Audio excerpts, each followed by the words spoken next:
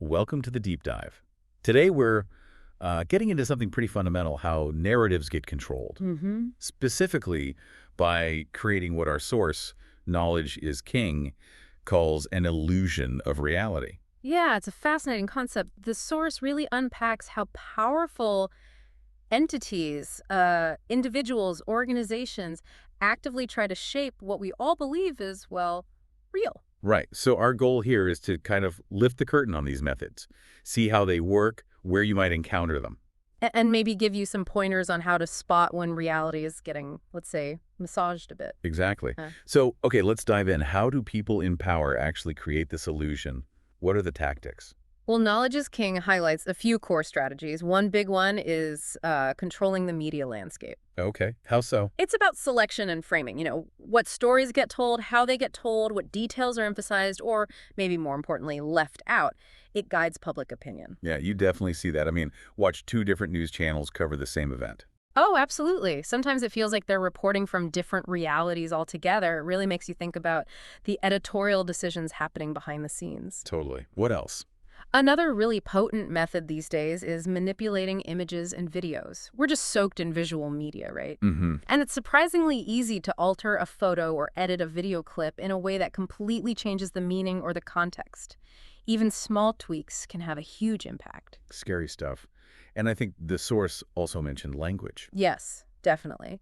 The power of carefully crafted, persuasive language, it's amazing, really. The specific words chosen can stir up emotions, shape how you see things. Often without you even consciously noticing it's happening. Precisely. But, the source is clear. This isn't just about governments or big corporations. Right. It happens on a smaller scale, too. Absolutely. It plays out in our personal lives all the time.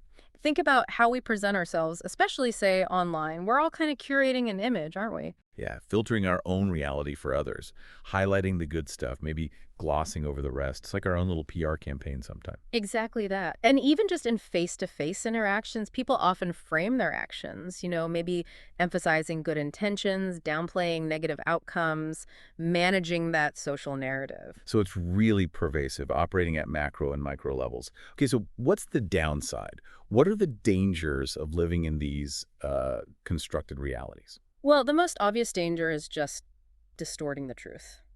If what we think is real is actually manufactured, our whole understanding gets warped. And that leads to problems, obviously, if your foundation is shaky. It cripples your ability to make genuinely informed decisions, right? If the info you're basing choices on is flawed or manipulated, well, the results probably won't be what you actually want or need. Makes sense. And, as the source points out, it leaves you wide open to manipulation by whoever is controlling that narrative flow. Okay, so it sounds pretty bleak. What's the defense mechanism here? How do we, push back or at least see through it? The source really hammers this point. Critical analysis is key. It's absolutely essential. What do you mean? Meaning, we need to actively question the information we receive.